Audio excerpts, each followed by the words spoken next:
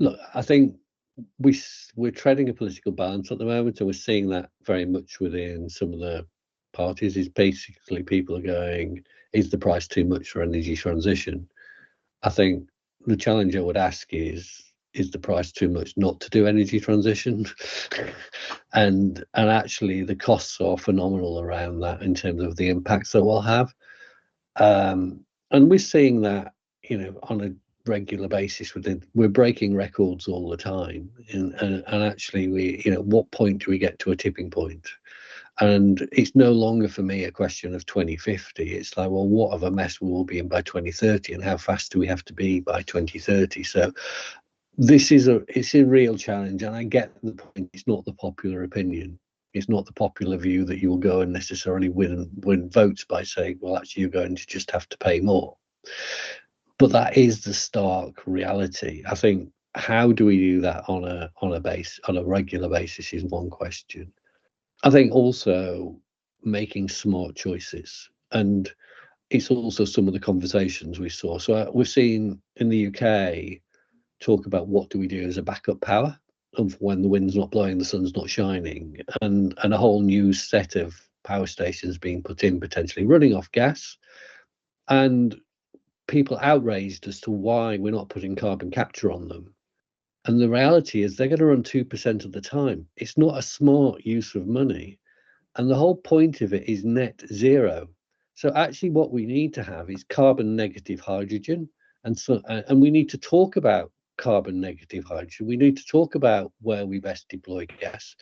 And I'll be honest, Rob, I think a renewable natural gas network is a far better solution than a hydrogen network, but it's a debate we should be having. And I think there's a lot of topics we need to see is where's the smart way to spend the money, minimize some of those impacts. And I don't think we're having enough of those educated debates right now. Sure, thanks for that, David. And Rob, I think you've been teed up quite nicely there by David. Well, ultimately, we all pay, the consumers pay, whether we pay it directly through our gas bills or we pay it through taxation. We have to pay, or governments borrow and we pay, our grandkids pay for it, which, and I'm sure the answer is a mix of all of those. There isn't an easy answer to this. If there was, we'd have got it by now. I think trying to not put the burden on future generations, in my view, would, they're going to have enough troubles cleaning up a lot of the other messes, but we'll see. I don't know the answer, but this is quite a political topic, and these don't win votes, unfortunately, so it doesn't get talked about enough. Absolutely. And Mike, Rob's just said there's no easy answer, but I'm going to turn to you to look for one. Yeah, no, I have the answer. It's easy. No, it's really interesting. I spent the first 11 years of my career at the National Renewable Energy Lab, and we always debated this with analysis that we're doing, which is, how do you put a dollar value to what's coming, right? The natural disasters that we're going to have to mitigate, these consequences for not taking action now. On top of that, there's this resiliency aspect, right? How do we make sure our gas infrastructure and our electrical infrastructure is resilient to these, massive changes that we're seeing, where we see these heat waves or extreme cold weathers or more hurricanes, things of that nature.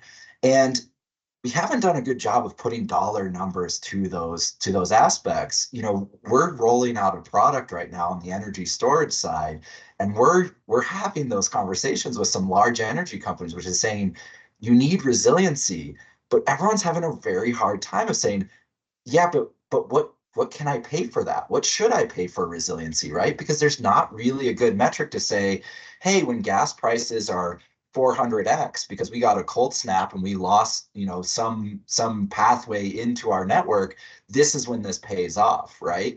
And so I think there's a transferring of costs that you're going to see to the consumer, obviously, but there's this cost already being transferred when these things hit, right? And so if we can capture that, we can start dropping the volatility, we can start levelizing these prices.